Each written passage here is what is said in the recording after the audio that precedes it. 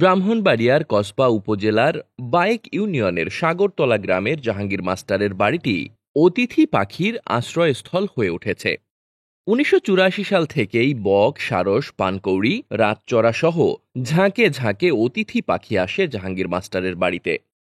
বাড়ির আঙিনার বিভিন্ন গাছে বাসা বেঁধেছে তারা।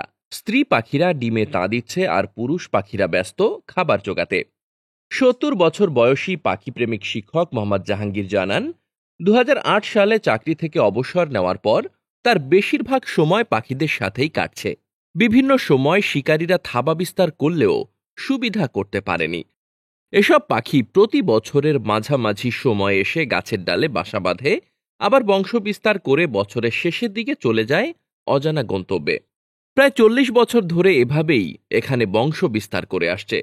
আশপাশে অনেক গাছপালা থাকলেও শুধু তার বাড়িটিকেই বেছে নিয়েছে।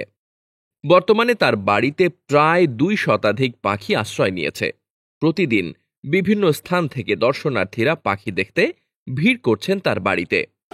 দীর্ঘ ৪০ বছর যাবৎ আমি শুনে আসছি উনি নাকি এই পাখিগুলো দেখভাল করতেছে। উনি একজন প্রাক্তন শিক্ষক, প্রধান শিক্ষক হিসেবে আসলে উনি এই জায়গা থেকে ওনার বাড়ির চারপাশে যে গাছগুলো আছে সবগুলো গাছেই পাখির বাসা আছে এবং প্রত্যেকটা এখন বর্তমানে এগুলো প্রজনন করতেছে পাখিগুলো। এগুলো সবগুলোরই আপনার আছে যে বাচ্চা আছে, কিছু কিছু পাখির ডিম আছে। এখানে অনেক ধরনের পাখি আছে আর এই পাখিগুলো জাহাঙ্গীর মাস্টার স্যারে এটা লালন পালন করে। আগে মাস্টারি করতো, এখন উনি এই পাখি আর এইভাবেই এখন নিয়ে ব্যস্ত আছে। এইগুলির মধ্যেই ওনার সময় কাটে। ঝড়ে কিছু গাছপালা ভেঙে যাওয়ায় স্থান সংকুলান না হওয়ায় পাখির সংখ্যা কিছুটা কমে গেলেও এখনো প্রায় ২ শতাধিক পাখি রয়েছে বলে জানান এই পাখি প্রেমিক।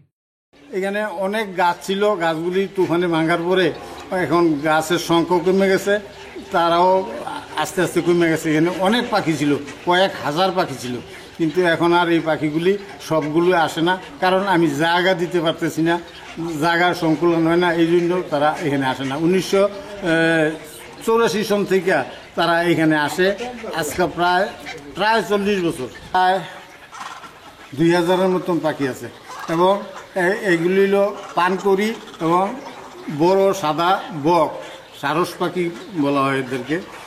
এছাড়াও অন্য মাছরাঙ্গা, তারপরে এই ঘুঘু, এই সমস্ত পাখিও আমাদের বাড়িতে আইসা বাসা বাঁধে। এপ্রিলের প্রথম সপ্তাহে এরা আসে এবং সেপ্টেম্বরের প্রথম সপ্তাহে এরা একদম চলে যায় তাদের বাচ্চা কাচ্চা নিয়ে। তাপপ্রবাহ রোধ সহ পরিবেশের ভারসাম্য রক্ষায় এ ধরনের অভয়াশ্রম গড়ে তোলা আমাদের অস্তিত্বের স্বার্থেই পাখিদের নতুন নতুন অভয়াশ্রম গড়ে উঠবে এমনটাই প্রত্যাশা।